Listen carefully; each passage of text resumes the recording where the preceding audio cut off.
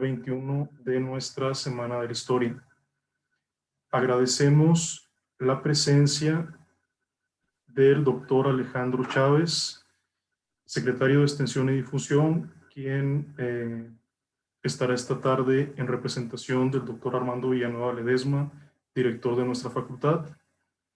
Agradecemos también la presencia del doctor Roberto Ramson, director de la Facultad de Artes. Agradecemos la presencia de los señores Solís, quienes acaban de hacer una donación a nuestra biblioteca, y agradecemos la presencia de nuestros conferencistas y talleristas, quienes de forma muy voluntaria y dispuesta nos compartirán sus conocimientos, sus saberes a lo largo de esta semana. Agradecemos también la presencia de quienes desde fuera de la universidad nos acompañan hoy, y para nuestros alumnos, pues esta semana está hecha para ustedes, disfrútenla y aprovechenla. Cederé ahora el uso de la palabra al doctor Ángel Sánchez Valdés, coordinador de la carrera de Historia, para que dé unas palabras de bienvenida para ustedes. Adelante, Ángel.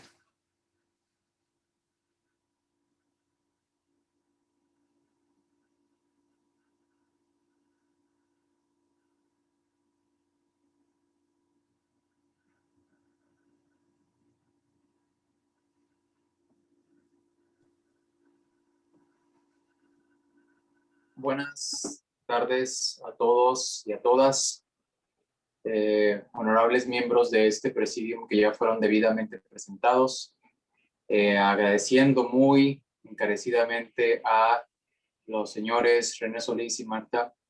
Les agradecemos enormemente su presencia, su filantropía, y queremos agradecerles a nombre de toda la licenciatura en Historia y la facultad en este sentido por tan noble gesto para con esta facultad. Se los agradecemos enormemente.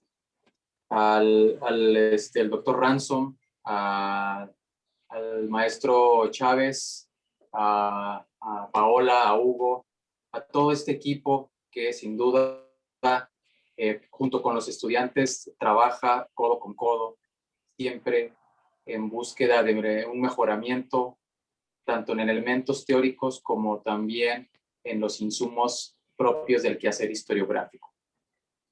Sin lugar a dudas, en estos tiempos de contingencia, es un privilegio contar con eventos como el que está por dar comienzo. La vocación por la historia se vuelve un hilo conductor que nos convoca a todas y todos los presentes.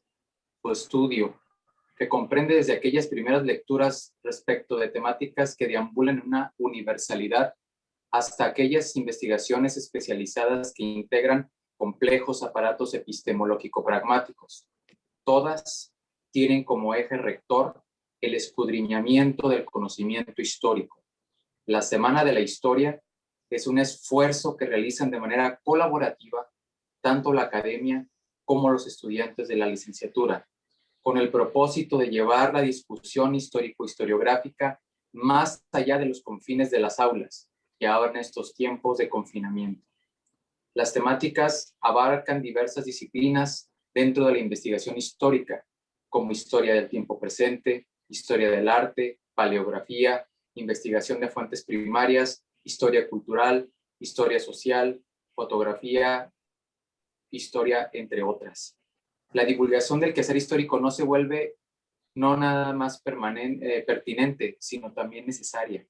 No solo en espacios académicos o editoriales, sino en espacios como estos, en donde es posible visibilizar la pluralidad de investigaciones y sus temáticas, discurrir al lado de colegas y entusiastas de su estudio sobre especificidades propias de dichos acontecimientos, plantear posicionamientos y sus respectivos cuestionamientos, los cuales abonan y se vuelven en sí mismo una recompensa del esfuerzo vertido en ellos. Gracias a todas y a todos y muy bienvenidas y bienvenidos.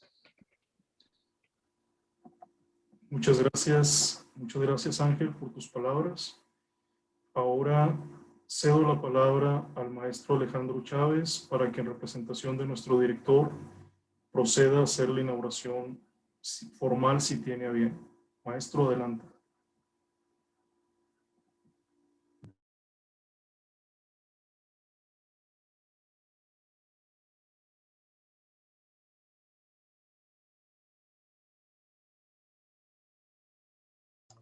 Okay. Gracias, muchas gracias a quienes me han antecedido en la palabra. De verdad es un gusto en lo particular. Hay dos puntos para mí que hace diferente la Semana de la Historia. El primero, lógicamente, el hecho de que los acontecimientos no serían nada sin alguien que no los pusiera por escrito o de manera oral para que transmitan de una generación a otra estos mismos acontecimientos.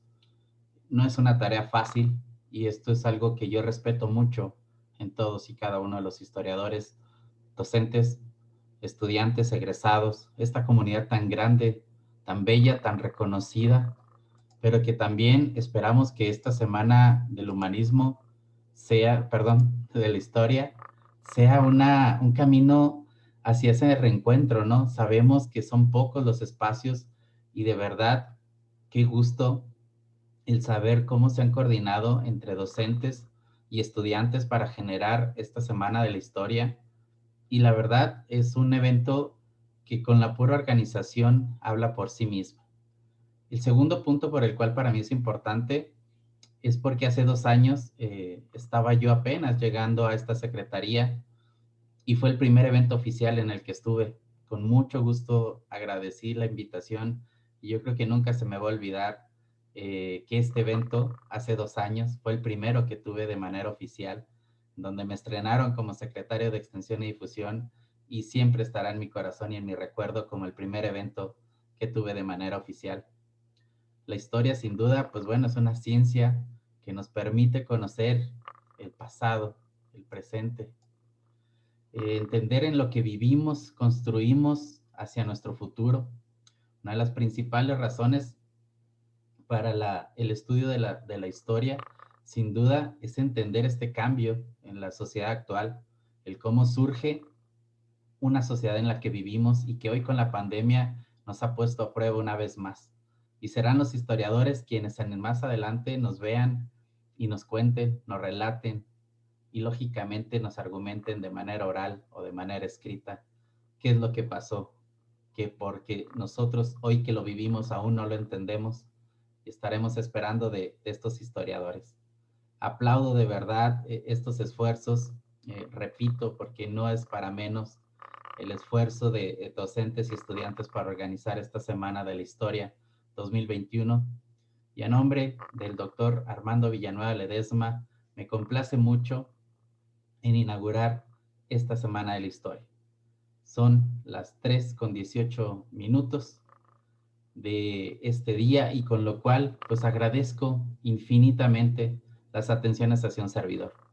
Damos bien y paso a estos trabajos que se realizarán durante 4 arduos días y que sabemos que no será para menos los dolores de cabeza que ya se han sufrido y los que vienen adelante, pero no sin antes augurarles el mayor de los éxitos porque sabemos de la capacidad que ustedes tienen ante la organización de estos eventos. Felicito ampliamente a todo el comité organizador, a los historiadores, a los docentes, a los estudiantes, a la comunidad que está allá afuera, a esa bella comunidad que está allá afuera y que está ávida de este tipo de eventos. Muchas gracias y buena tarde.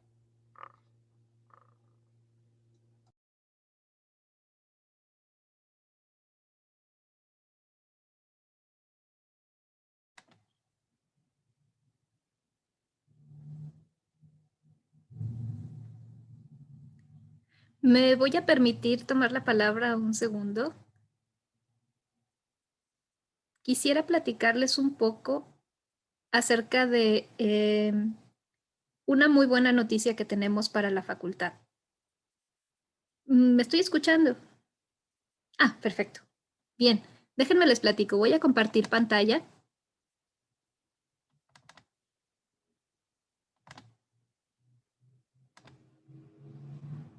Hace unas semanas recibimos una muy buena noticia. Habíamos tenido en septiembre del año pasado una presentación por parte de la doctora Julia Tuñón para el Día del Historiador.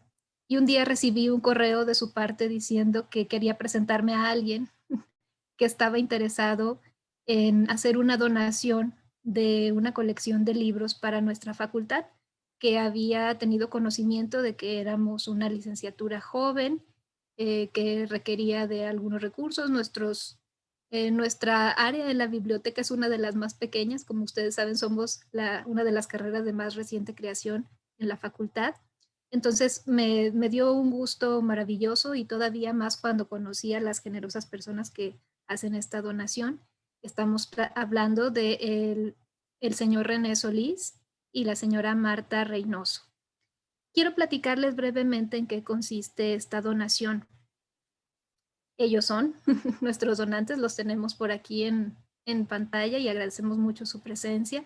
Y además es un mundo muy pequeño, porque de pronto también hemos encontrado nexos con personas que son muy cercanas a nuestra facultad, y eso es porque las personas que están interesados siempre en hacer crecer la cultura hacen cosas juntas. Entonces me da mucho gusto que hayamos coincidido por tantas partes, y fue un gran gusto conocerlos. Bueno, ellos son las personas que nos han donado nada más y nada menos que una cantidad de 844 ejemplares de libros especializados particularmente en historia y humanidades. Yo estuve viendo hace un par de días el contenido que nos llegó. Es el primer cargamento que además amablemente nos han hecho llegar por su cuenta, que me parece todavía doblemente generoso.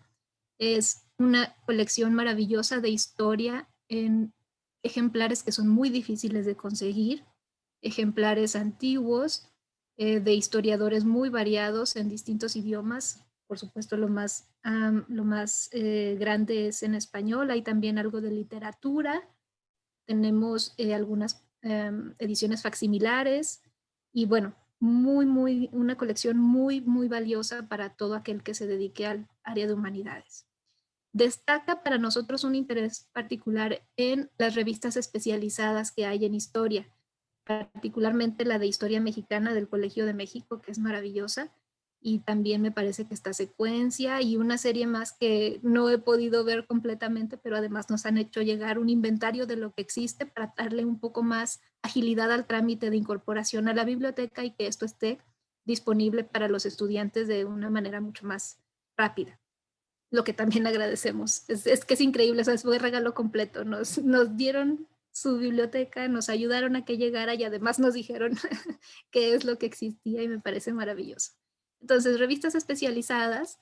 Hay también una muy, muy buena parte que se enfoca al arte. Tenemos una colección de libros maravillosa de arte, 40 siglos de arte mexicano, tenemos grabados de Posada, tenemos un montón de arte prehispánico, códices, etcétera, ¿no? Es una muy buena parte de arte. Y bueno, para platicarles un poco a ustedes, René y Marta, en donde se va a encontrar su colección, que sepan que va a quedar en un buen espacio, donde va a ser apreciada y donde va a servir a muchos jóvenes en el futuro. Esta es la biblioteca de nuestra facultad, la biblioteca Bertrand Russell. Aquí tenemos el espacio. El área que está en la parte inferior izquierda es lo que tenemos de historia. Esa es nuestra parte chiquitita, chiquitita, que de pronto va a crecer también bastante. Tenemos una biblioteca desde el 2002 aquí en nuestra facultad. Es una biblioteca pequeña, pero tenemos en estos días, yo creo que en próximos meses vamos a estar estrenando una nueva biblioteca mucho más grande, en donde posiblemente también se encuentren los libros. Aquí se los vamos a mostrar.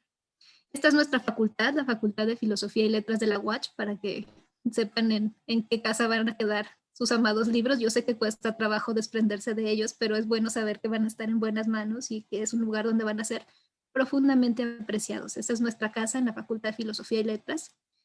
Y esta es la biblioteca que se está construyendo, que en los próximos meses en nuestro campo vamos a estar habilitando, y donde probablemente también una parte de la biblioteca que tenemos actualmente esté allá, o tal vez haya nuevas adquisiciones. Ojalá que sea lo segundo, pero también puede estar ahí, para que sepan en dónde va a terminar.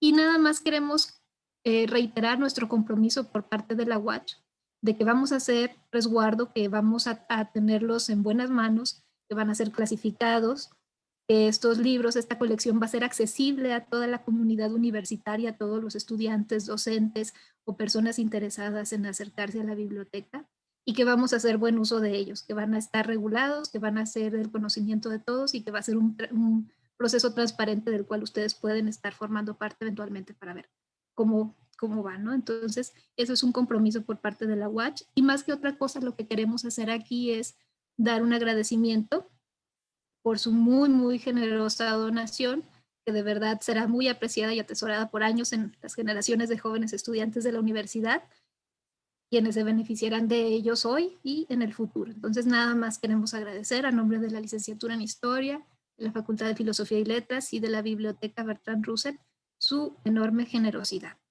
Por cierto, la fotografía me la pasó Raúl y Marta Torres. Discúlpenme que los estuviera stalkeando, pero queríamos que fuera una sorpresa.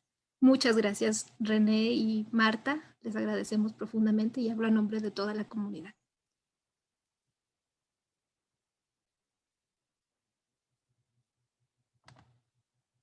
Le cedo la palabra a la encargada de la biblioteca, Sandra Treviño.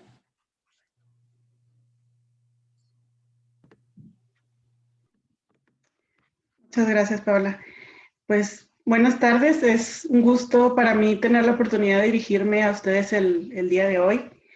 Para no sonar pues muy repetitiva, a nombre de todo el personal de la Biblioteca Bertrand Russell, perteneciente a la Facultad de Filosofía y Letras, a los alumnos y docentes de la Academia de la Licenciatura en Historia especialmente, saludo desde luego a las autoridades que nos acompañan el día de hoy al arranque de esta ya tradicional semana de actividades y que ya fueron previamente mencionados, y muy en especial, desde luego, a René Solís y Marta Reynoso, los cuales han hecho una importante y muy valiosa aportación a nuestro acervo.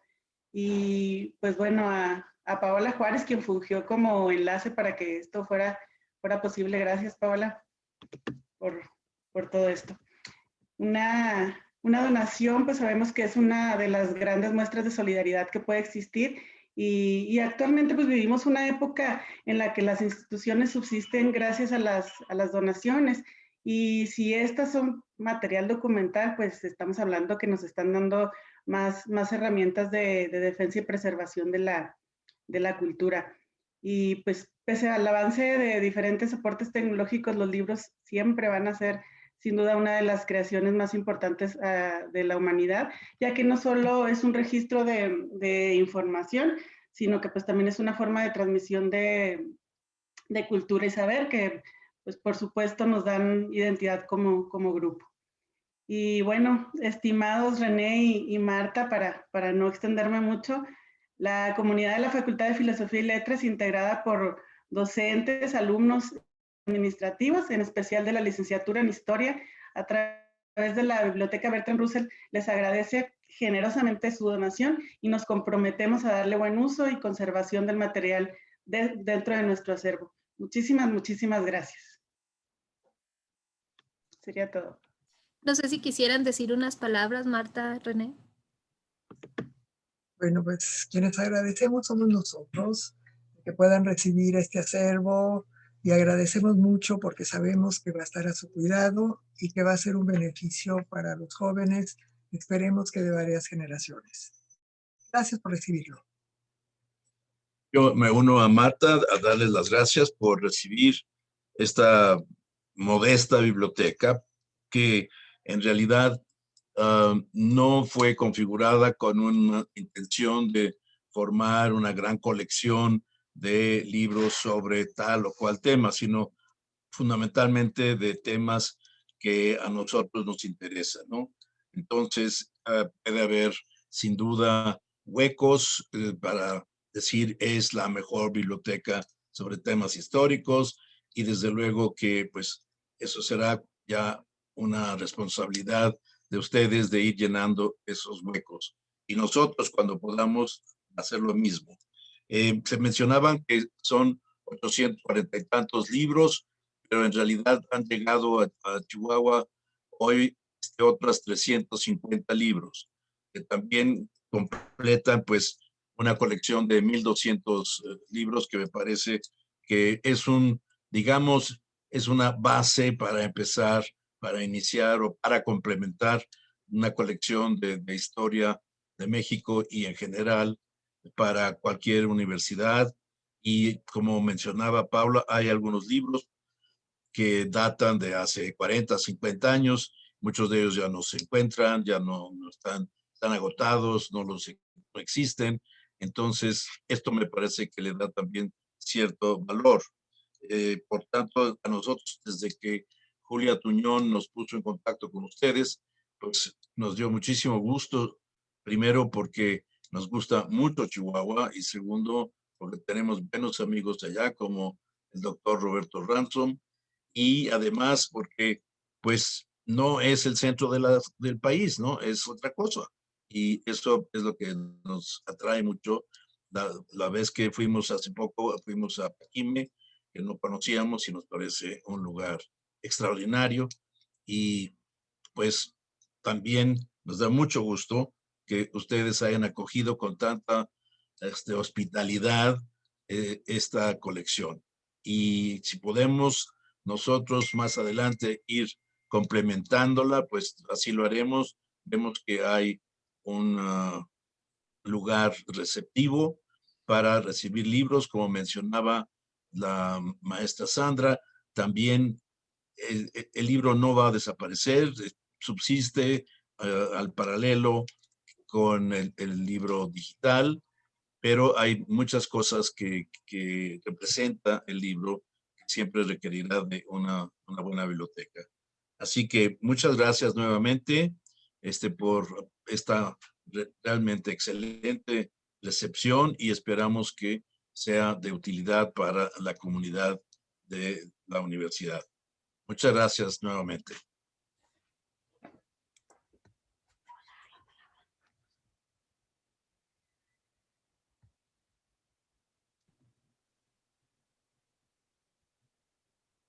Aquí hacen llegar algunos comentarios en el chat de parte del Comité de Estudiantes de Historia y de la Delegación de Chihuahua. Le agradecemos infinitamente por la donación y el gran impulso que le darán a la historia en generaciones actuales y futuras. Muchas gracias. Es de parte de los estudiantes.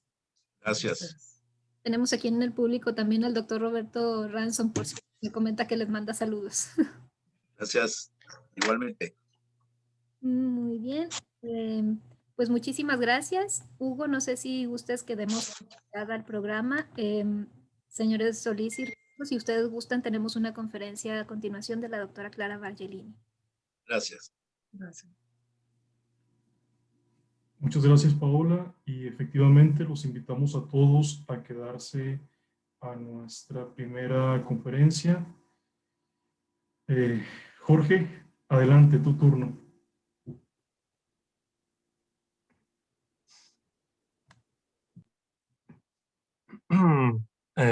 Buenas tardes a todos y a todas.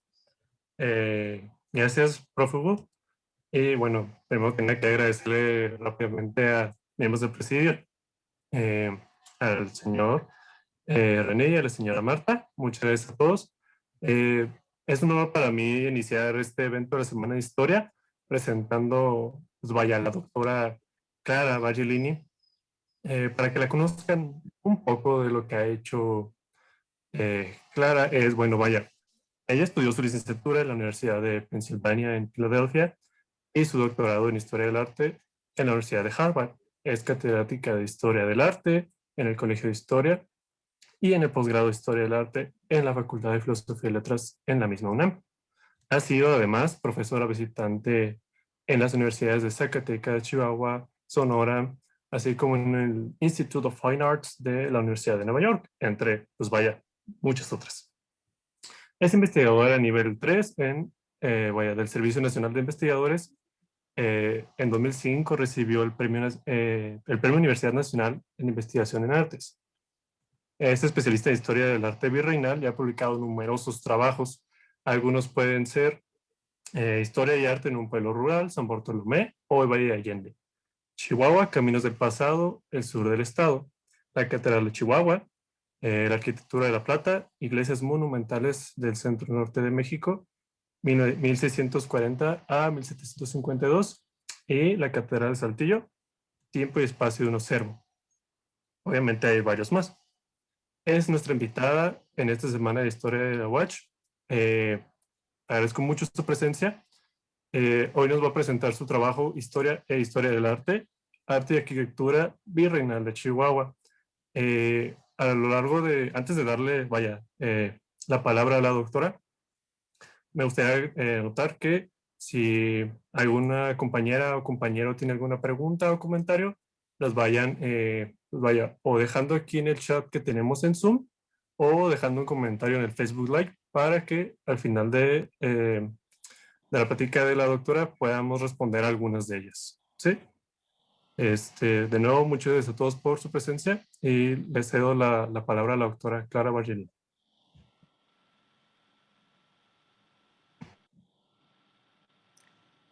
A ver.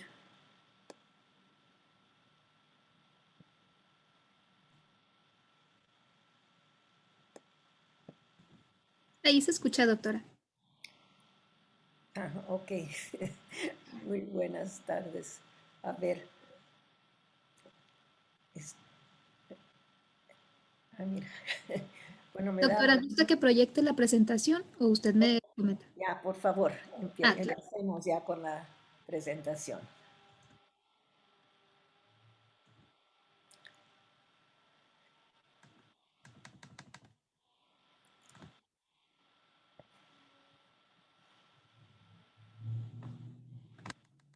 Ahí vamos. Aquí estamos. Adelante. Muy bien, muchísimas gracias. De veras agradezco esta invitación. Como acaban de oír, para los que no sabían, ¿verdad? Yo pasé años muy gratos en Chihuahua, fueron mis primeros años en México, de hecho, y me encontré entre muchas otras cosas, empezando con las personas que me acogieron, pero también con monumentos artísticos. A mí me ha interesado especialmente la historia de la arquitectura, pero también de las otras artes. Y me encontré en Chihuahua con monumentos, obras que eran muy poco conocidas aún en México. Entonces, pues me di al trabajo de empezar a estudiarlos y escribir sobre ellos. Y lo que les voy a presentar hoy no es tanto algo de Chihuahua, sino sobre y eso fue lo que me pidieron, lo que yo veo como diferencias o las relaciones más bien entre hacer historia y hacer historia del arte. En general, creo que esto es relativamente poco entendido en México en general, y estoy hablando desde la UNAM ahora, ¿no? Tenemos conversaciones con nuestros colegas historiadores en las que tratamos de explicarles cómo lo que hacemos nosotros sí está muy relacionado con lo que hacen ellos, pero no es lo mismo. Y les voy a presentar unos ejemplos, pues, de lo que es hacer historia del arte y por qué no es exactamente igual a hacer historia. Evidentemente las dos cosas están relacionadas, pero hacer historia del arte quiere decir enfocarse a las obras. Yo diría, también hay muchas maneras, hay colegas historiadores del arte que tal vez no lo verían de la misma manera, pero para mí hacer historia del arte es fijarme en las obras de arte, de cualquier arte, arquitectura, pintura, lo que sea, pues, pero objetos hechos por hombres y mujeres para expresar algo. Bueno, podemos empezar con las 10. Sí. Este es un cuadro muy grande, un óleo sobre tela que está en la Catedral de Puebla, de un pintor, Cristóbal de Villalpando. Es uno de los pintores más importantes de la colonia, de la época colonial en México. Y hace ya varios años, un grupo de colegas acá en México nos dedicamos a volver a estudiar toda su obra. Digo volver porque ya un colega desaparecido, Francisco de la Maza, había escrito una monografía sobre Cristóbal de Villalpando, pero nosotros pensamos que ya era tiempo de volver sobre Cristóbal de Villalpando, además con medios nuevos, fotografías a color, por ejemplo, que no es poca cosa cuando uno estudia el arte, y también actualmente medios tecnológicos para examinar las obras con más cuidado. Fundamentalmente, yo diría, ya después esto lo podemos ahondar si quieren, pero hacer historia del arte es dedicarse a estudiar obras de arte, no es dedicarse a estudiar la política o la historia, digamos, civil o historias de instituciones, es estudiar las obras de personas que se definieron ellos mismos, se entrenaron y se definieron ellos mismos como, y la sociedad así los definió, como artistas, gentes que producían objetos, edificios y también pinturas, pero también las artes, la creación de las artes puede incluir muchos medios, pero lo que estamos viendo son producciones de individuos. Ahora, claro, eso entra dentro de la gran historia, pero no es para nada igual a estudiar la historia política, a estudiar documentos. Estudiar la historia del arte es algo muy particular. De hecho, en general, en el mundo académico, en Europa, en Estados Unidos también, en misma América Latina, historia del arte sí no se estudia en relación, evidentemente, con la historia, pero es una carrera por sí misma.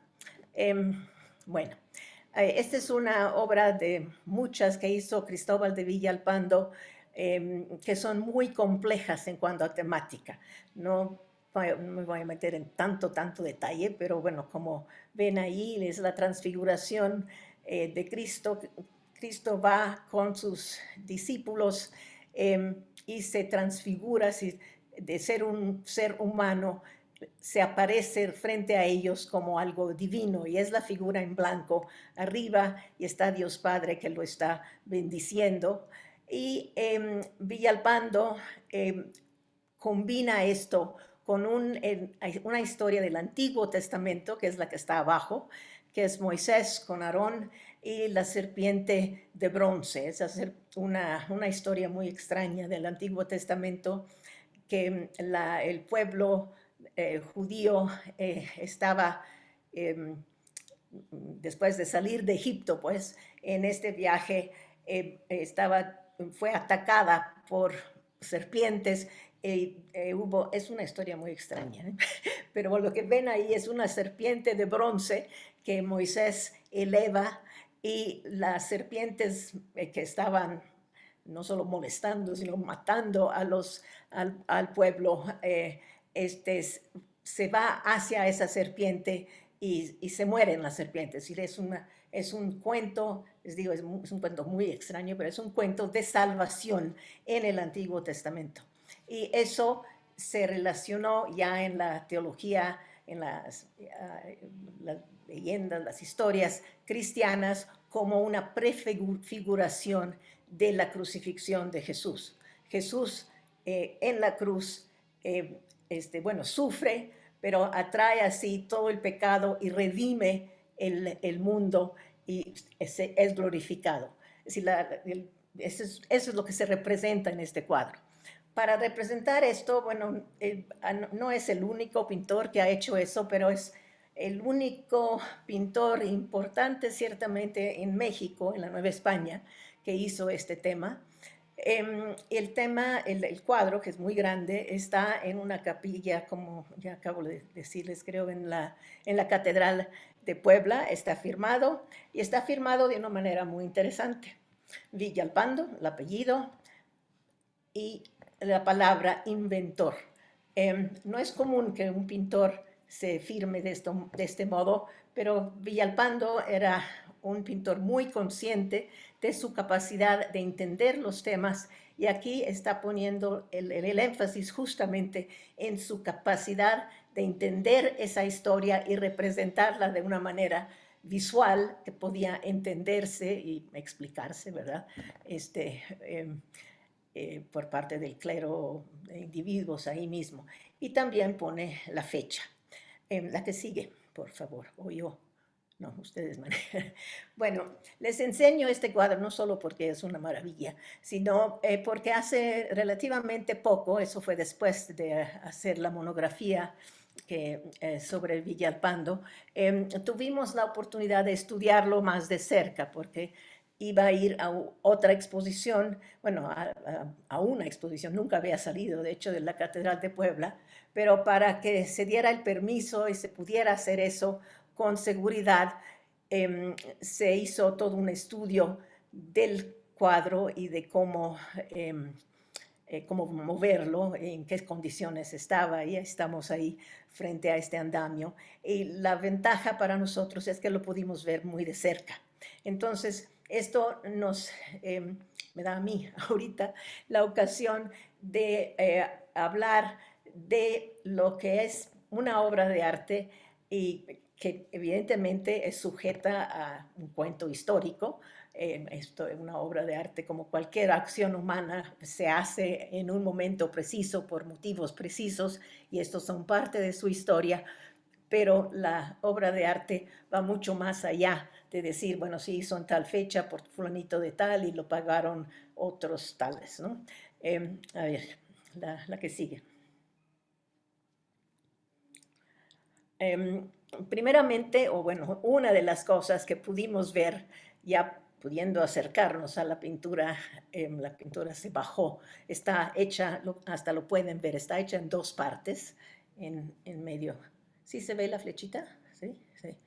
Está en dos lienzos que fueron cosidos para hacer este gran lienzo, pero pudimos ver realmente la pintura de cerca. Y les enseño un detalle, una foto, donde ve cómo Villalpando manejaba el pincel con una, se ve la pintura, ¿verdad? La pintura físicamente, y cómo la aplica en cierto modo y después la va como desvaneciendo, ¿no? Es decir, eso fue muy, muy bello poder ver este cuadro de esta manera. La que sigue, o las puedo.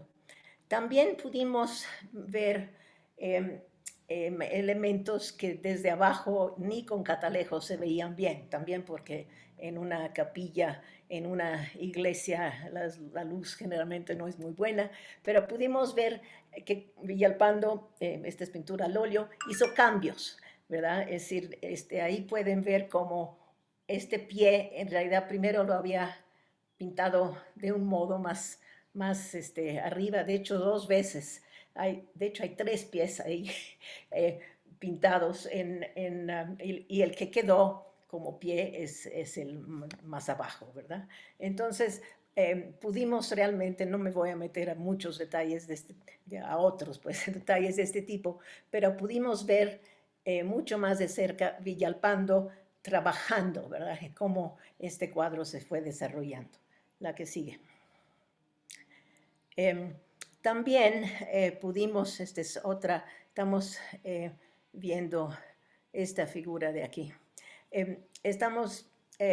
Pudimos estudiar el cuadro ahora con medios más modernos, no son tan modernos, pero ahora sí es muy común cuando un cuadro un cuadro histórico, pues se va importante, se va a restaurar o le sucede algo y se quiere ver más de cerca, se pueden hacer diferentes estudios. Uno de ellos es los estudios con rayos X.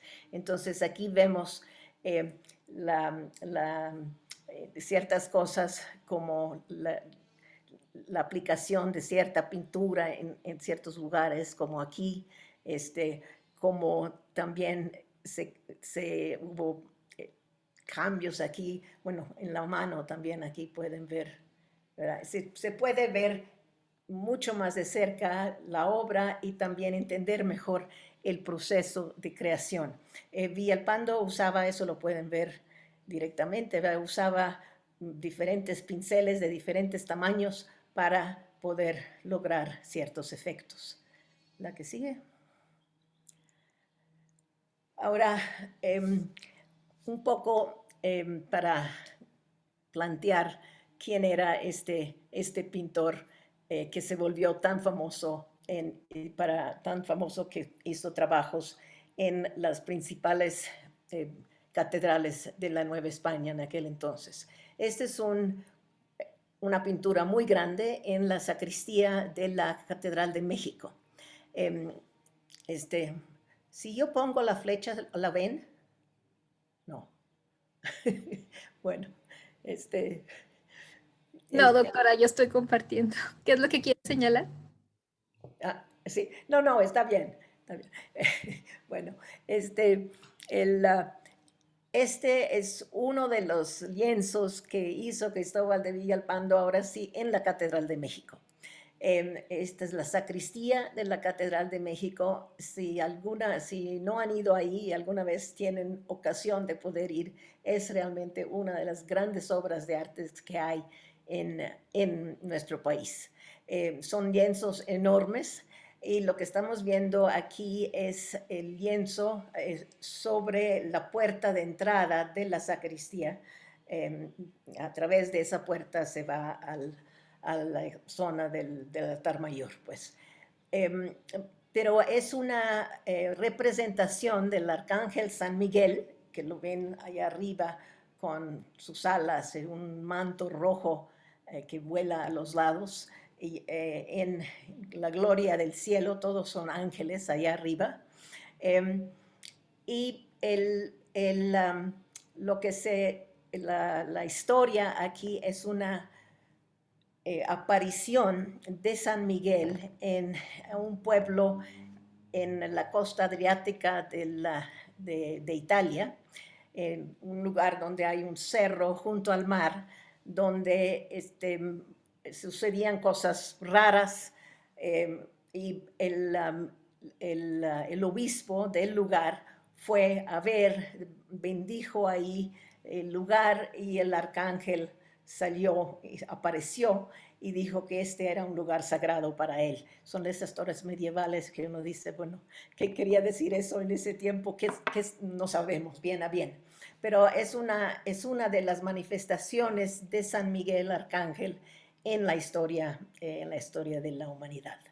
Y lo que vemos ahí es, bueno, la visión completa, pero aquí abajo, en esta parte, vemos que hay un grupo de clérigos, pero hay un individuo que no es un clérigo, no sé si lo pueden individuar, que es de más arribita, de aquí.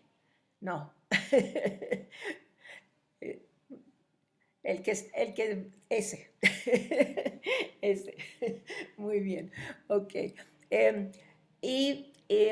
Si ven abajo, hay en la tierra, pues debajo de este grupo, específicamente de este individuo, hay una filacteria, hay un escrito.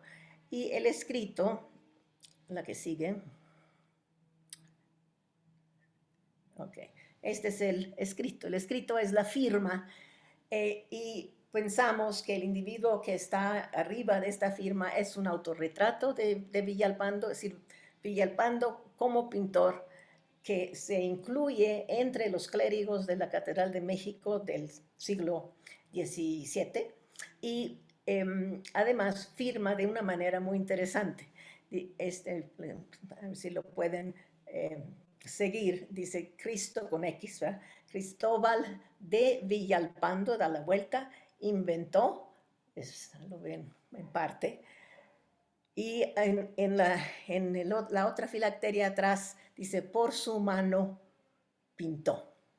Y ese es un pintor muy consciente de lo que estaba haciendo, y se identifica como alguien que piensa, si tiene la invención, hace la invención de la obra, pero la invención es un acto mental, que él tuvo que conocer la historia, pensar cómo la iba a representar, y además tiene una capacidad manual, por su mano pintó. Es la combinación de la acción religiosa, pensante, de devoción, y la acción de la manualidad, ¿no? La capacidad manual. Y estas dos cosas son absolutamente siempre necesarias en una obra de arte, y por eso las obras de arte sí son parte de la historia, pero estudiar una obra de arte también es estudiar individuos creativos en toda la época, en toda la historia de la humanidad. Y este es un caso donde él mismo se define como el ser pensante que conoce la historia, inventó esta representación y la hizo pública para todos nosotros con el trabajo de su mano. Bueno, la que sigue. Y nada más les quiero enseñar unas firmas más de Villalpando, porque por lo que yo conozco, es el pintor que tiene firmas más interesantes de la historia del arte de México virreinal. Y pensé que esto era interesante en términos del tema, ¿no? de distinguir entre lo que es hacer historia y lo que es hacer historia del arte. Hacer historia es decir, bueno, Villalpando pintó estos cuadros y le tenemos la evidencia en su firma. Pero si vemos estas obras de cerca, vemos que Villalpando está haciendo más que pintar. Se está hablando de sí mismo, poniéndose dentro de un contexto de creación religioso en la sociedad novohispana. Y aquí, bueno, tenemos una firma muy sencilla, les puse la más sencilla que hacía, es Villalpando y es Fakiebat. Es decir, Fakiebat quiere decir lo estaba haciendo, en latín es, y eso quiere decir, si lo estaba haciendo, bueno, ¿qué es lo que quiere decir? Que no lo terminó. Pero no es cierto que no lo terminó. Lo estaba haciendo porque está dando su talento, está ejercitando su talento para hacer algo que no puede terminar porque no alcanza tanto, ¿no? Es una firma modesta, digamos. Lo estaba haciendo lo mejor que podía. Y bueno, y así quedó. Pero aquí hay otra abajo, esta es otra pintura, nada más les estoy enseñando nada más las firmas, porque las firmas es un documento escrito y eso es lo que los historiadores ven, pero los historiadores del arte también entienden que una firma no es nada más para decir que Villalpando hizo el cuadro, sino Villalpando está hablando de su actividad en esa época. Y este es lo mismo, nada más que ya es completo, ¿no? Cristóbal de Villalpando, Fakiebat, lo estaba haciendo, la misma idea de la importancia de seguir mejorando su arte, ¿no? La que sigue. Les voy a enseñar una más. Creo que he hecho. Esta es una firma muy interesante que está debajo del escudo que sostienen esos angelitos. Esta es una imagen de la Virgen que era muy famosa, que estaba en la iglesia de la Profesa aquí en la Ciudad de México. Y abajo tiene la explicación de la imagen de Nuestra Señora de la Escalera y muchos detalles. Y el papelito que cuelga de allá abajo, la que sigue. Aquí está. Y aquí también insiste en eso, ¿no? Cristóbal de Villalpando, Fakiebat, con esa idea de que el hacer una pieza de arte perfecta, ni él lo podía hacer. Es un poco la idea. La que sigue. Bueno, esta es muy complicada. Esta es la firma más complicada de Villalpando. Este cuadro está en el Museo de Guadalupe, en Zacatecas. Y es un examen, pues, una representación de San Juan Evangelista con Sor María de Jesús de Ágreda, una monja concepcionista que tenía visiones y escribía sobre ellas. Su libro muy conocido es La mística ciudad de Dios, y ahí estamos viendo la Jerusalén celestial y la Virgen, la Trinidad atrás. Perdón. El cuadro no es muy grande, pero la firma sí es muy complicada. Y aquí es el maestro Cristóbal de Villalpando, Fechit. En este caso pone fecit, es decir, que lo hizo, es decir, lo terminó. El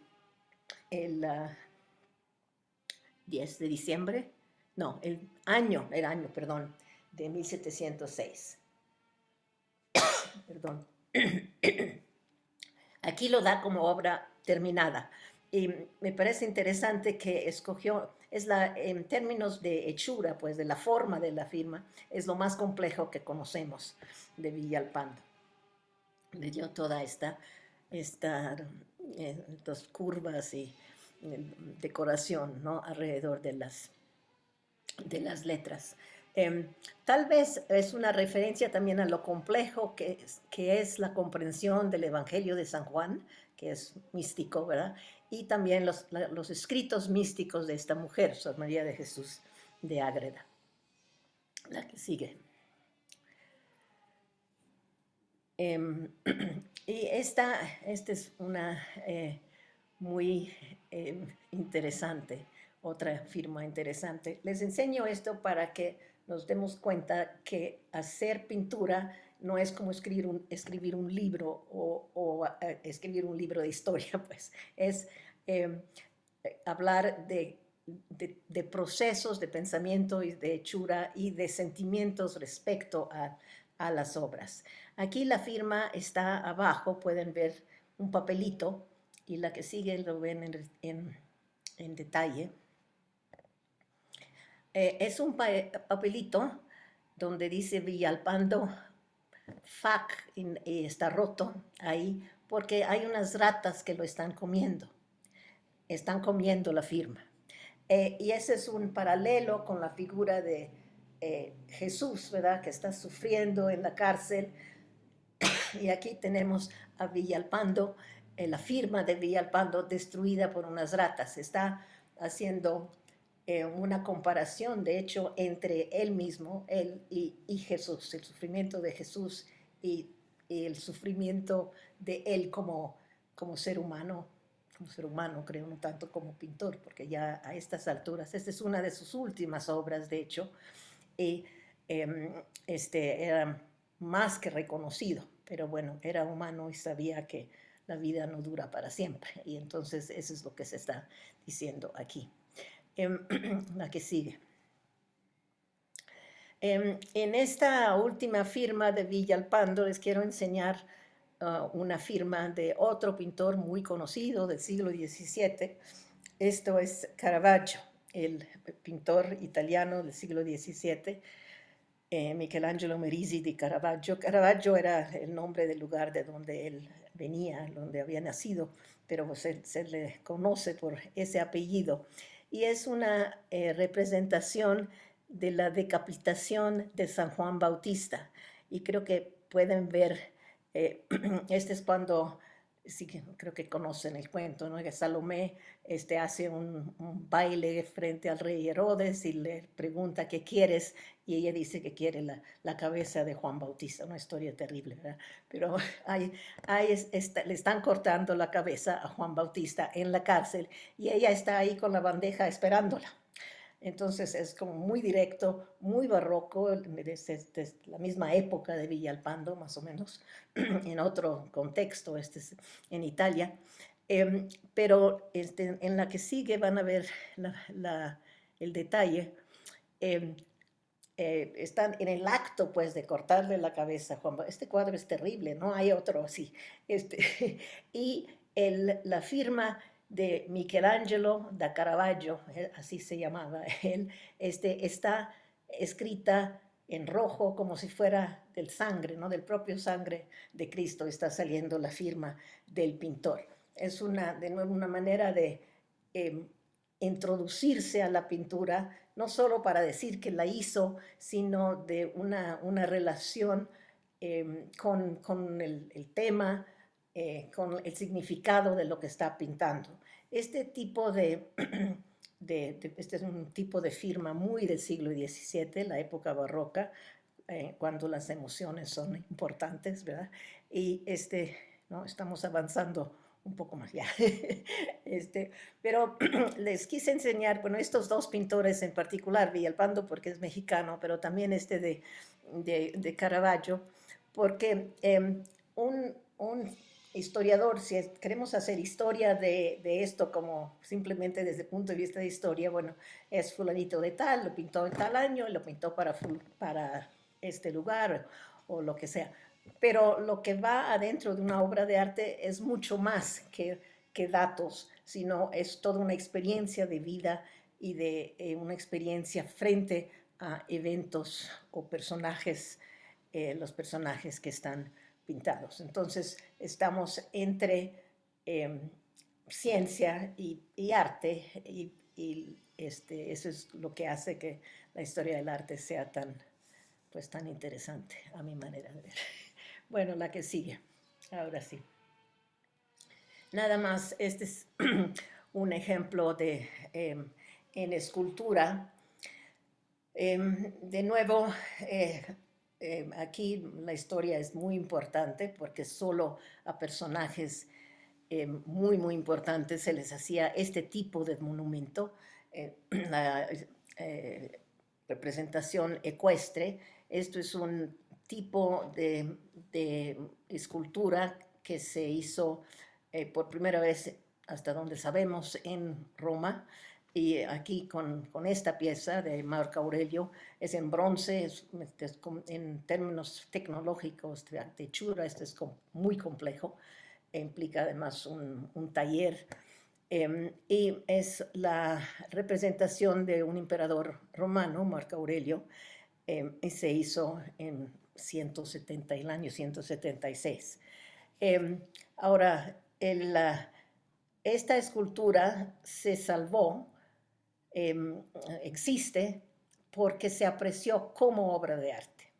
En 176 después de Cristo, ya Roma era una ciudad cristiana, con muchos cristianos, por lo menos el cristianismo ya era una fuerza importante en Roma, y se destruyeron muchas obras de la época pagana, ¿verdad? Incluyendo muchas representaciones de los emperadores, de historias, etc. Ahora mucho se quedó, pero mucho se destruyó.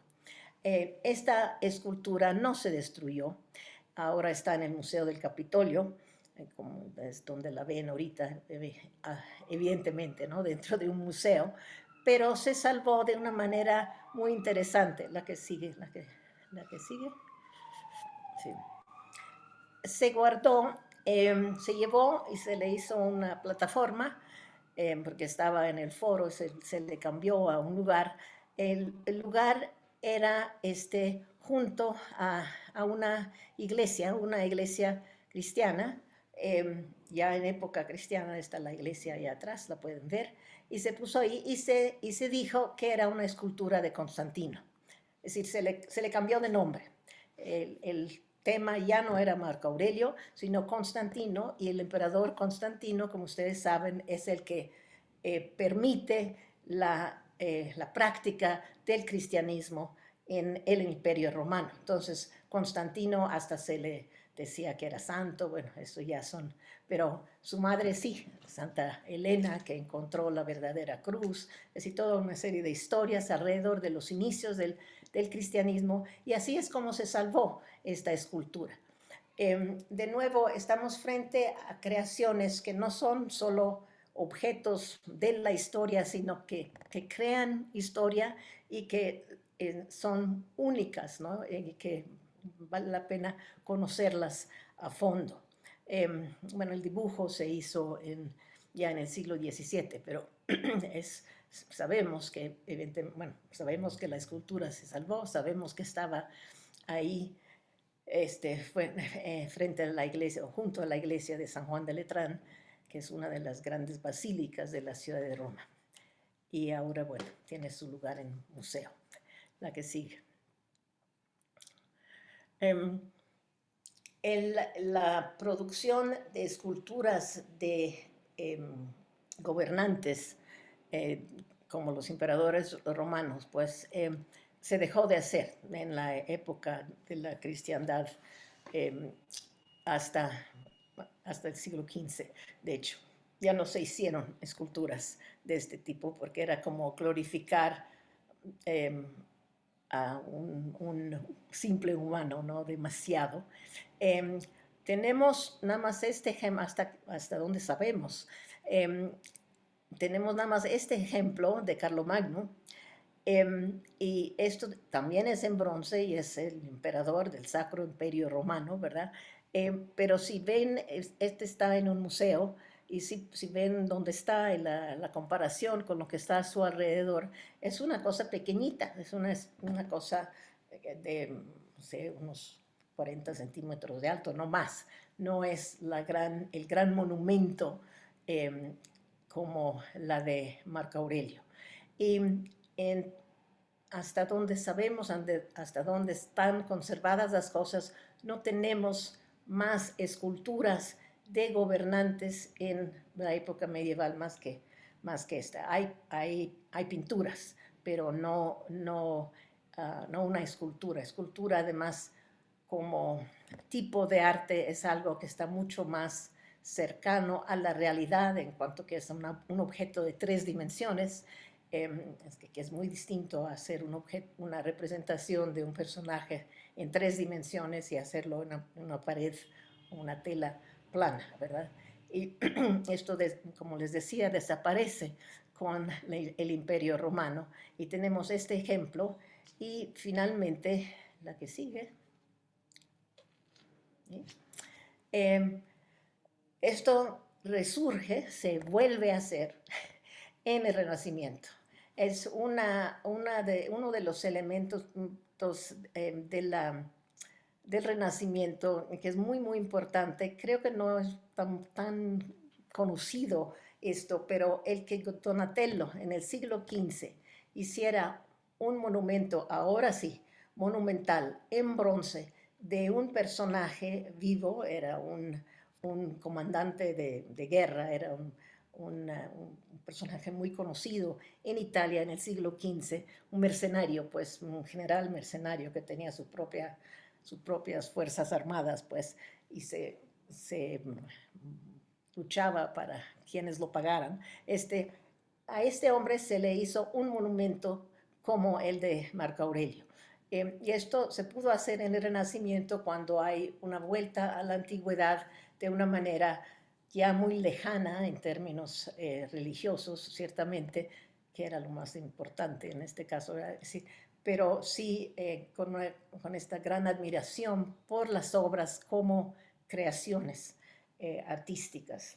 Y entonces se hace de nuevo un monumento ecuestre. Y después de esto hay muchos otros, incluyendo, esta sí no la traje, pero incluyendo ahorita la escultura de Carlos IV que se hizo para la Plaza Mayor de la Ciudad de México a finales de la época virreinal, lo que se llama el caballito, que ahora está enfrente al Museo Nacional.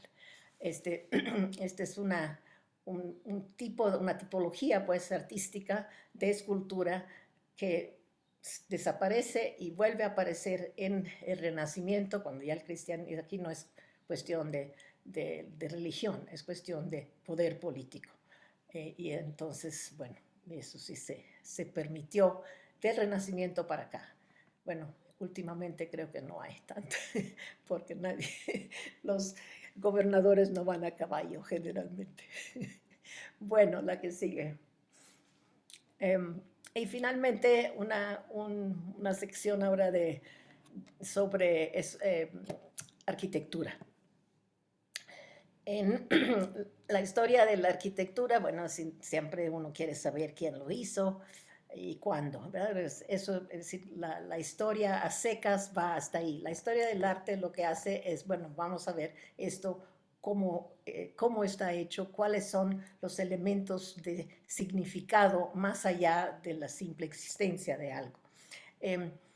Esta es son las ruinas y un plano reconstruye, pues, una reconstrucción del plano completo de un tipo de edificio que existía en la antigüedad. Esta es una basílica, lo que llamamos una basílica, que es un espacio, como pueden ver ahí en el plano, un espacio, bueno, puede ser grande o pequeño, pero eran espacios en la cultura antigua romana, donde se llevaban a cabo eventos o actividades más que eventos públicos de tipo cuestiones legales, pero también simplemente donde los hombres, porque generalmente las cosas públicas los hacían los hombres en esa época, se reunían para discutir cosas, hacer encuentros en pequeños grupos o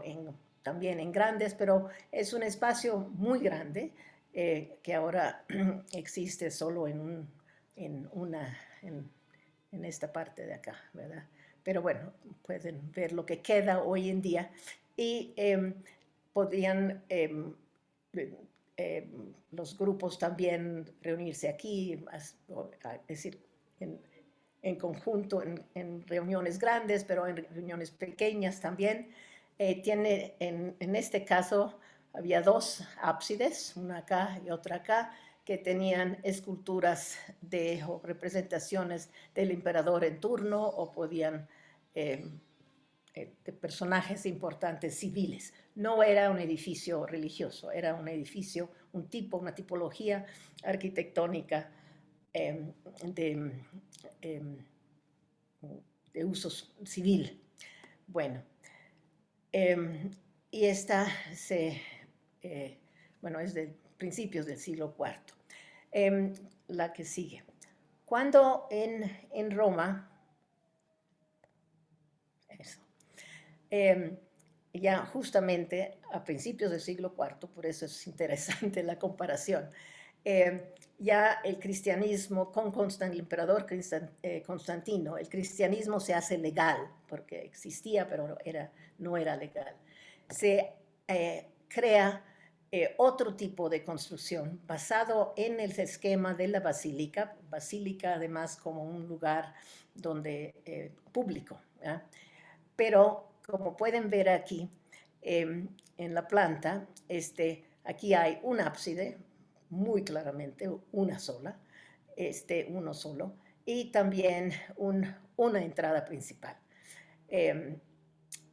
Entonces es un edificio que en planta es muy parecidísimo a la Basílica de Maxencio, que era un edificio público, no tenía uso religioso, pero aquí se toma esa tipología arquitectónica para hacer un edificio para culto cristiano. Está además construido arriba de la tumba de San Pedro, y tiene además un espacio, es un espacio abierto al frente, bueno, era un espacio abierto donde la gente se podía reunir antes de entrar a la basílica.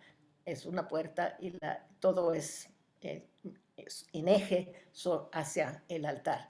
Espacio de los dos lados. También, como pueden ver, este es un edificio mucho más sencillo técnicamente, es madera y mampostería, pues, pero no es un gran espacio con bóveda. Era un tipo de edificio para uso, digamos, de mucho tipo de actividades en general, pero que se apropia para las basílicas cristianas, y esta es la mayor basílica cristiana de su tiempo, poco después de que Constantino declara que el cristianismo es legal. Antes no había sido legal, no había nada de esto. Y se toma este modelo, pues, de arquitectónico. La que sigue. ¿Sí? Okay. Este es un dibujo, pues, una reconstrucción de la Basílica de San Pedro, ya completamente construida como existía en el siglo XVI, todavía. Es decir, es un edificio del siglo IV que existió hasta finales del siglo XVI. Aquí está la nave, el crucero, el ábside está acá atrás, y este espacio anterior que es un atrio abierto. el movimiento pues permitido en este edificio es axial, ¿no? Uno entra por aquí, después aquí hay otra puerta para entrar, todo con énfasis en el ábside. Esto llegó a ser el modelo para iglesias cristianas a lo largo de muchos siglos y hasta la fecha es un modelo para arquitectura de iglesia cristiana. Y a ver la que sigue. Ok. Este es el ábside del antiguo San Pedro. Ahora, como les decía, esta iglesia existió hasta principios del siglo XVII. ¿Sí? Se acabó de destruir a principios del siglo XVII. Entonces, por todo hasta el siglo XVII, pues, esta era la principal iglesia de la cristiandad. Este es el ábside al fondo, donde está la tumba de San Pedro, acá abajo, estaba, está ahí todavía, nada más que ya esto de arriba es otro. Está el altar principal, aquí estaba el altar principal, y una decoración en mosaico con la representación de Cristo, con San Pedro y San Pablo. Y aquí hay borreguitos que representan los cristianos, el grupo de fieles, y aquí también hay otros. Todo esto sabemos de su existencia porque este es un dibujo pues, del siglo XVI, donde se nos enseña esto. Ahora, todas las iglesias, bueno, no todas, pero muchísimas iglesias en toda Europa en la época medieval se hicieron con esta idea fundamental en cuanto a planta, ¿no? Entrada principal y espacio que lleva al altar. No, todavía las iglesias, muchas iglesias son así, iglesias cristianas son así. Y bueno, esto es lo que tenemos, este tipo de imagen que son imágenes que llamamos icónicas porque no es una narración, son imágenes que uno debe de venerar como individualmente, ¿no? Como tales, y la principal evidentemente es Jesús aquí en trono. La que sigue.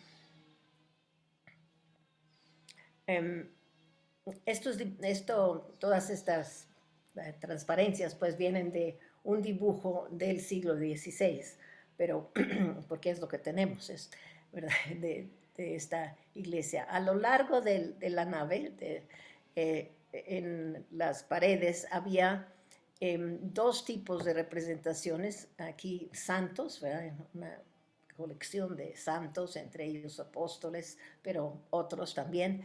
Y estas son lo que llamamos imágenes icónicas, porque no cuentan historia, nada más presentan una persona. Y aquí teníamos pinturas, pero eso sí son narraciones del Antiguo y del Nuevo Testamento. Entonces tenemos esas categorías de imágenes que han sido a través de hasta la fecha hablamos en esos términos, ¿no? De imágenes icónicas, imágenes narrativas en secuencia. Y esto viene de una tradición clásica, pero aplicada ya al culto cristiano en el siglo IV, cuando Constantino hace que el cristianismo sea legal. Entonces, este edificio fue fundamental en toda la Edad Media hasta que existió como modelo de lo que era una iglesia y su decoración. La que sigue.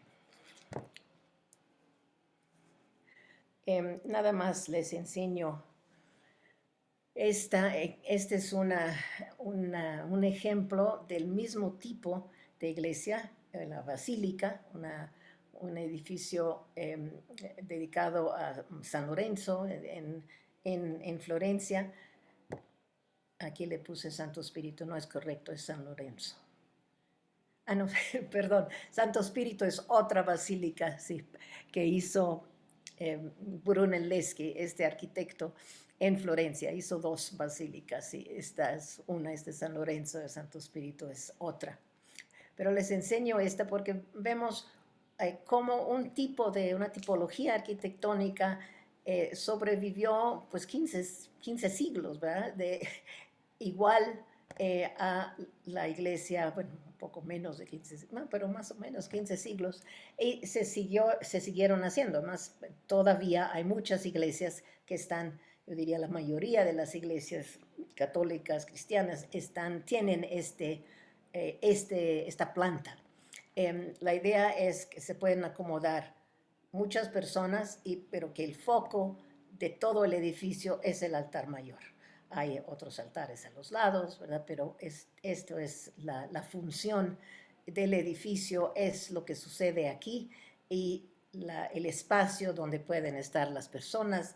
En la antigüedad y hasta la fecha, en algunos sitios, los hombres de un lado y las mujeres de otro, es decir, y el clero, de todos modos, aquí. En este caso, Filippo Brunelleschi fue un arquitecto del Renacimiento, entonces él como vuelve a formas arquitectónicas clásicas con los capiteles de ciertas proporciones. Brunelleschi le interesaban, y esto es típico de él, le interesaban los espacios, no le interesaban para nada las fachadas. Hizo varias iglesias y dejó la fachada sin hacerse. Es decir, lo que le importaba era el espacio, y se ve que a los ciudadanos también, en Florencia, en Italia, tampoco les interesaba tanto la decoración exterior como el edificio. El interior, que era la parte importante de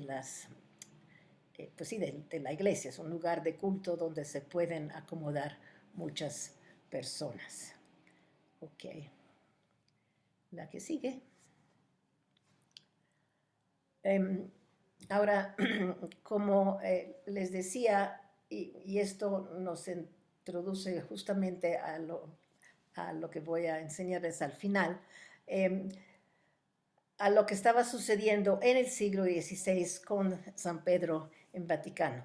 Este es un dibujo de un holandés, Martin van Heemskerk, que estaba en Roma, pasó muchos años en Roma, y dejó dibujos de lo que estaba viendo. Y como ven aquí, a mediados del siglo XVI, okay, estamos en mediados del siglo XVI, la antigua iglesia de San Pedro en Vaticano todavía existía, por lo menos en parte. Y el culto de la principal iglesia del cristianismo en todo el siglo XVI siguió en este edificio, el antiguo edificio, que aquí ya está recortado, pero aquí es donde el Papa tenía sus ceremonias religiosas. Mientras se construía la iglesia que conocemos ahora. La que sigue. Esta iglesia antigua, la vieja iglesia de San Pedro, la conocemos por muchas fuentes, entre ellas esta es otra. Esta es una pintura en el Palacio del Vaticano, ahora actualmente, naturalmente, en el que el pintor Rafael, hace una serie de pinturas sobre eventos de la historia. Esta es una referencia a la destrucción de Troya en la historia antigua, pero como parte de eso es muy curiosa esta representación, porque lo que tenemos aquí es una representación del Papa en el siglo XVI. Y acá atrás está la fachada de la antigua Basílica de San Pedro. Entonces, tenemos aquí una representación en pintura de 3 épocas, bueno, 2 en realidad, pero 2 épocas: la paleocristiana con la iglesia, que todavía en esta época existía, la iglesia antigua de San Pedro. Aquí está, aquí ve un pedacito del techo, el frontón. y el Palacio del Papa, que ya era un edificio más moderno, y un desastre en Roma en el siglo XVI, donde hubo un incendio en uno de los barrios de Roma. Pero lo que en términos de la historia de la arquitectura es interesante, esa mezcla de estilos arquitectónicos. Esta es la antigüedad, ¿verdad? La antigüedad romana, la presencia del Papa, y atrás la iglesia de San Pedro en Vaticano, que está juntito a donde estaba, pues, en donde están ahora estas pinturas. Ahora la que sigue. La Basílica de San Pedro, la antigua basílica, fue evidentemente un edificio fundamental en la historia del cristianismo católico, y la vemos, si uno sabe esto, la vemos en muchos lugares. Nada más les enseño otro ejemplo. Este es un grabado de un famoso cardenal, Cesare Baronio. Esas son sus fechas, ya estamos más adelante en el siglo XVI, y aquí está una pequeña basílica. Muy claramente esta es una basílica, no es San Pedro, pero es una basílica del tipo de San Pedro, que era como el modelo de iglesia en el siglo XVI en Roma. Y vamos adelante. Aquí este es un plano de la antigua basílica como estaba, y la nueva que se construyó y se terminó en el siglo XVII. La que sigue. Y esta es la que hoy conocemos. Esta es la nueva basílica de San Pedro, que duró más de 100 años en completarse.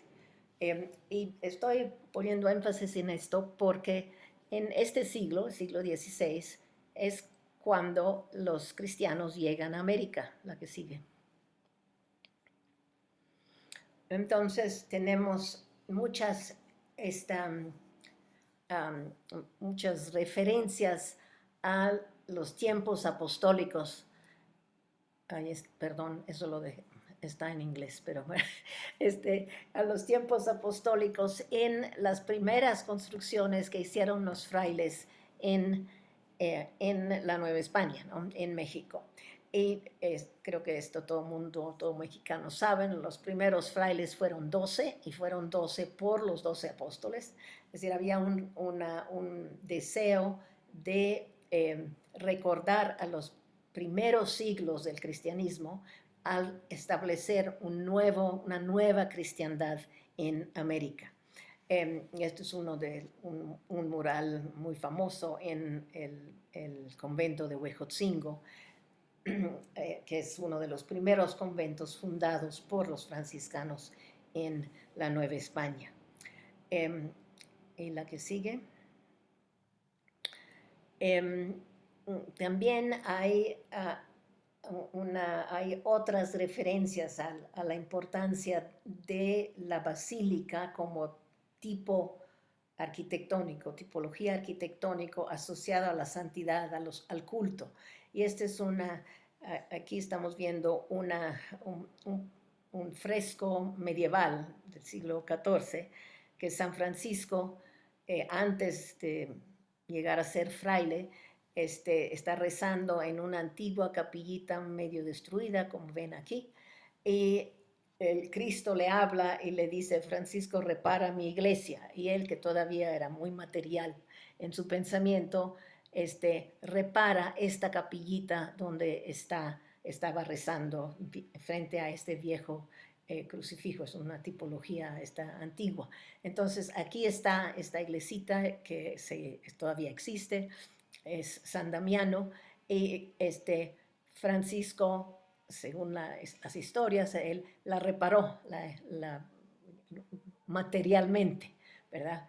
Y evidentemente la visión tiene que ver no solo con la materialidad de un edificio concreto, sino con la iglesia en general como institución.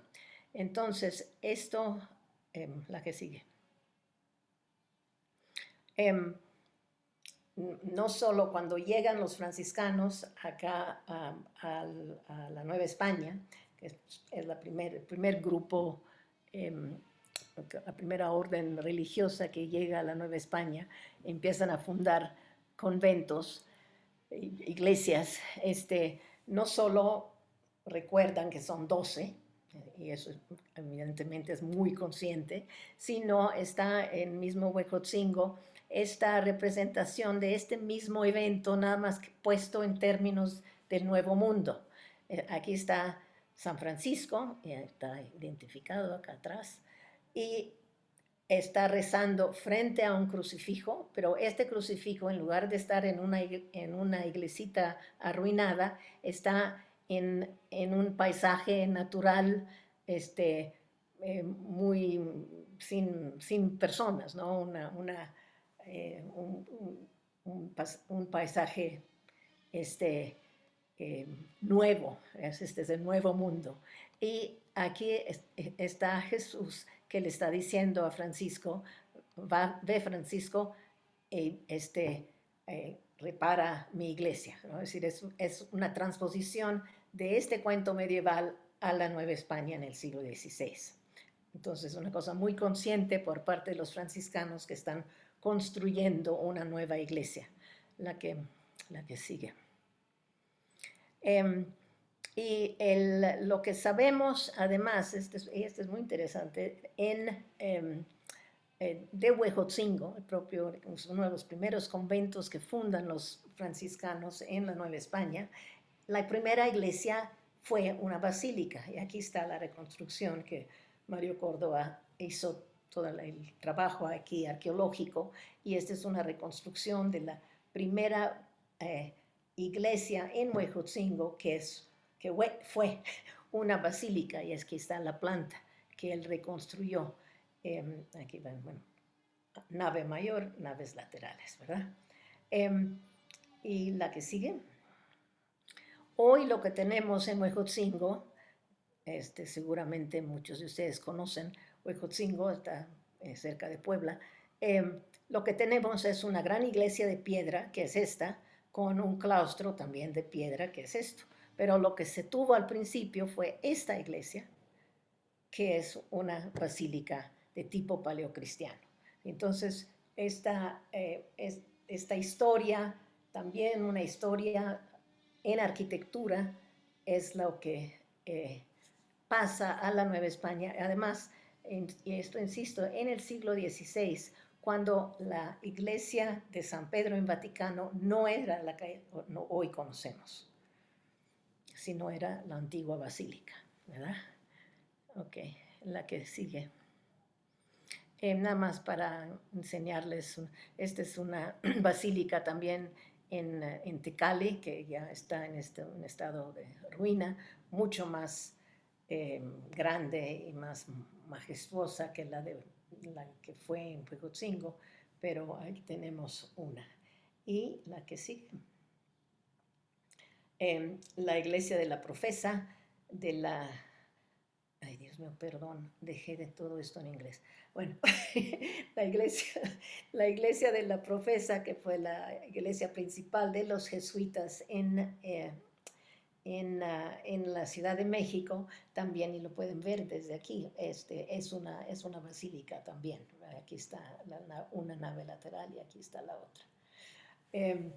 También la catedral, la antigua, bueno, la catedral de México ahora es una gran basílica, pero la primera catedral de México, de eso sí no traigo imagen, pero que actualmente, bueno, en años recientes se han hecho investigaciones ahí.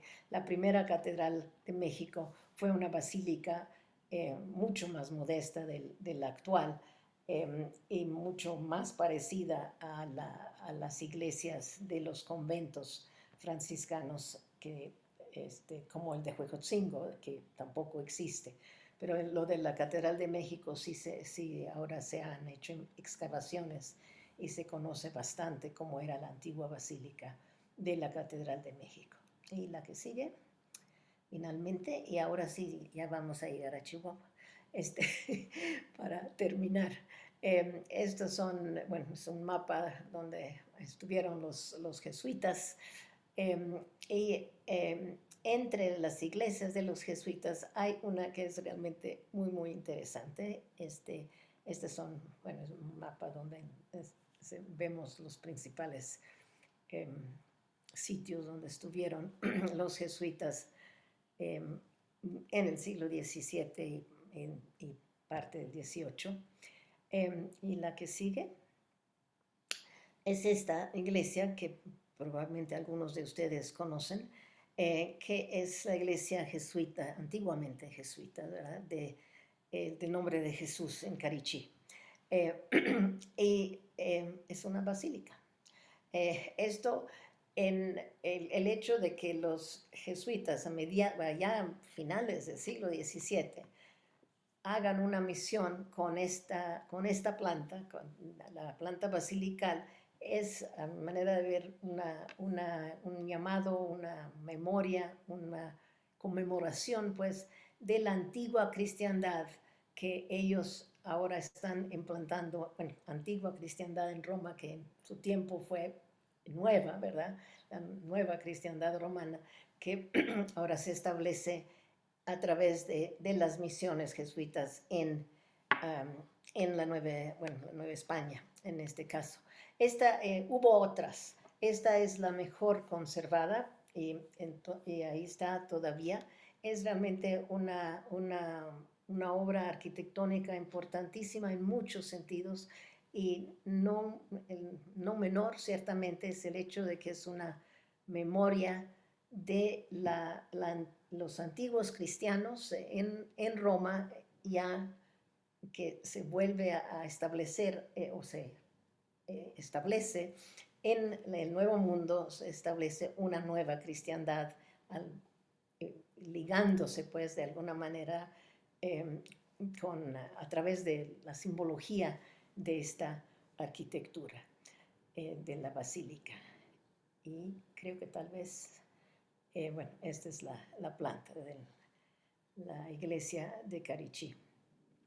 Es un edificio muy importante históricamente. Bueno, todas las misiones lo son, pero este es muy interesante por lo que significa en términos de ver el cristianismo como algo con raíces antiguos, ¿verdad? Que se establecen en el Nuevo Mundo. El misionero aquí, los jesuitas, no eran solo españoles, como ustedes saben, había alemanes y también había italianos. En este caso, él era un italiano, Piccolo, Francisco María Piccolo, que mandó hacer, bueno, supervisó la hechura de esta basílica en Chihuahua. Ya. No sé si con esto, bueno, yo estoy para preguntas o comentarios o lo que sea, pero...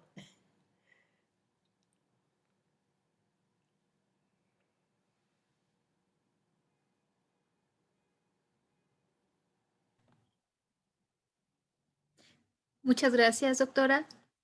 Rogelio, ¿te encuentras entre el público?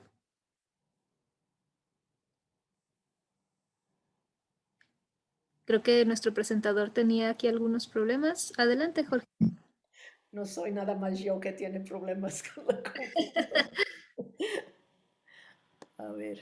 Okay. Adelante, Rogelio. Gracias, maestra. Es que desde hace rato que no fue de frente el micrófono.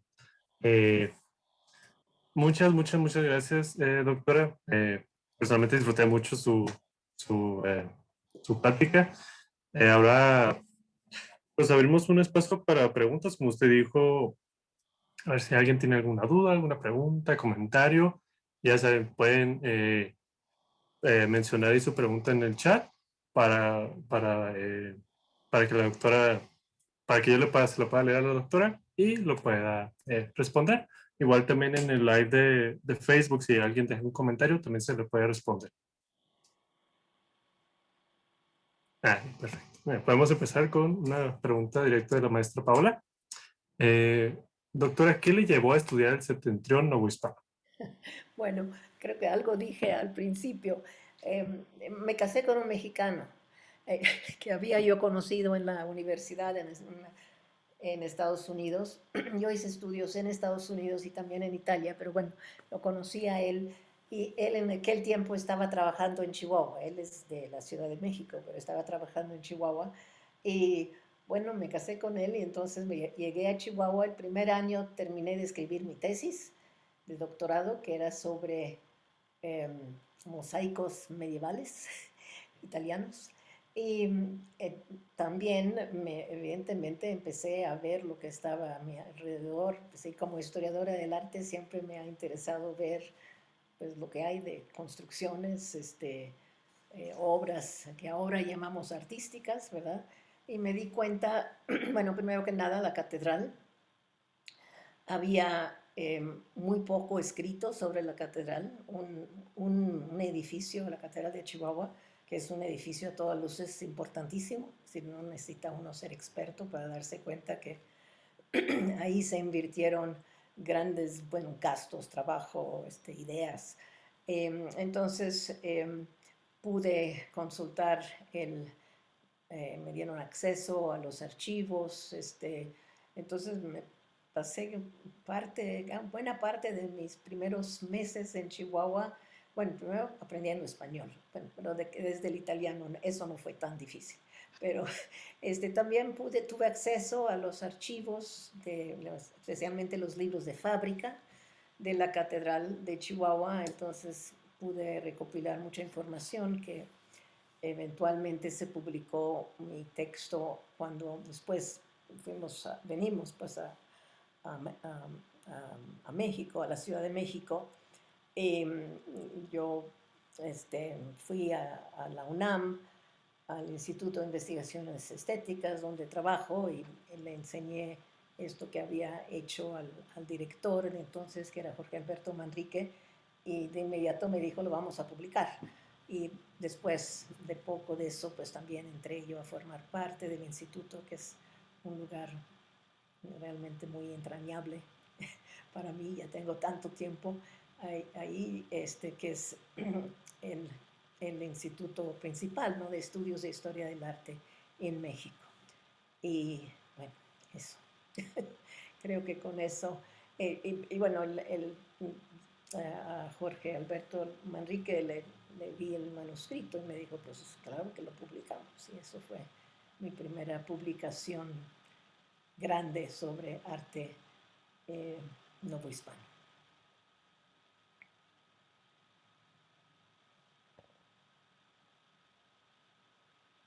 A ver, veo que hay muchos comentarios a un lado, pero no tengo tiempo de...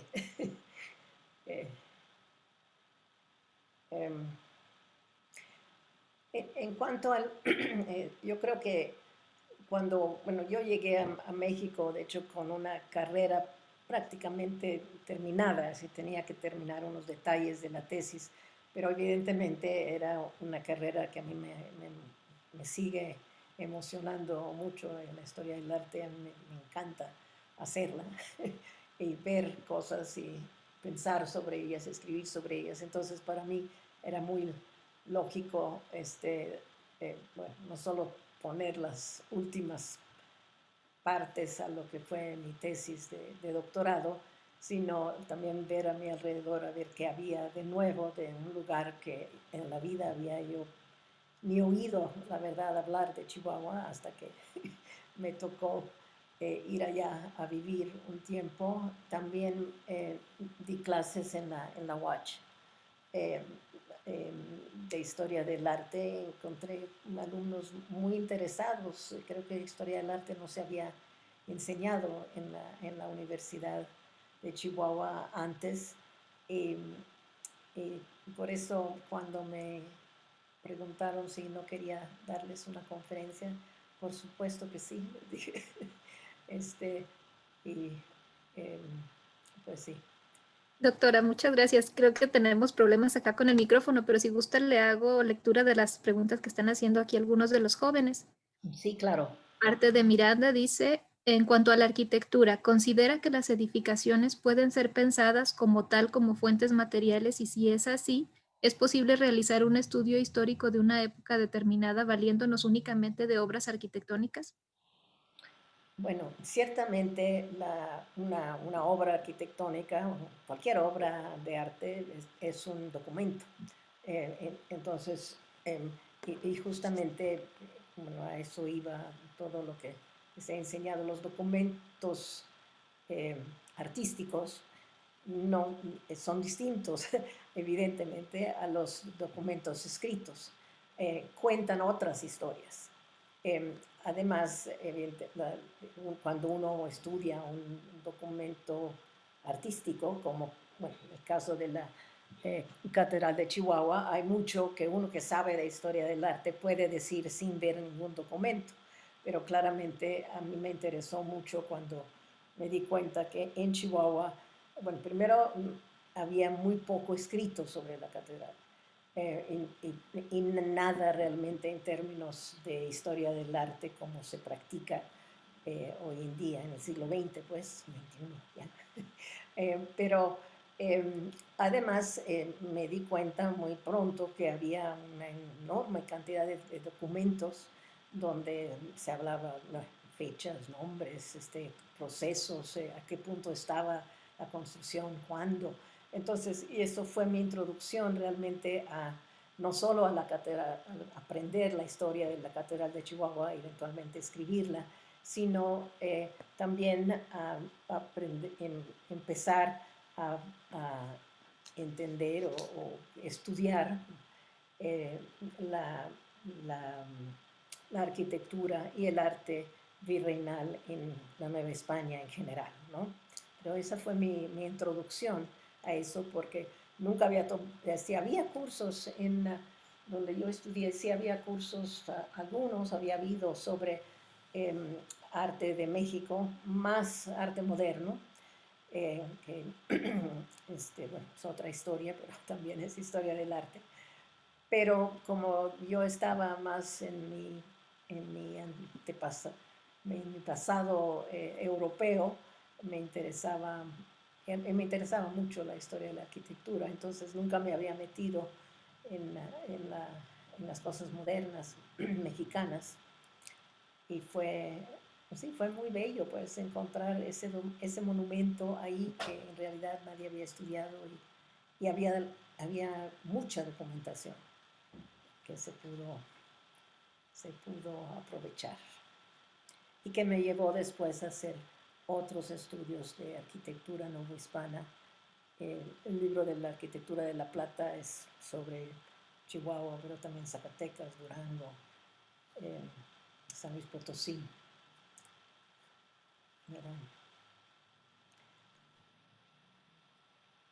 Entiendo. Ok, muchas gracias, doctora. A ver si queda alguna pregunta así rápida antes de tener la oportunidad de cerrar. Bueno, veo aquí, ahorita estoy viendo unas escritas. Sí. Es posible realizar, eso es algo que me apareció, es que se está moviendo, por eso no. Es posible realizar un estudio histórico de una época valiéndonos únicamente de obras arquitectónicas. Yo creo que justamente lo que yo quisiera que se entendiera es que las fuentes arquitectónicas, los materiales, digamos,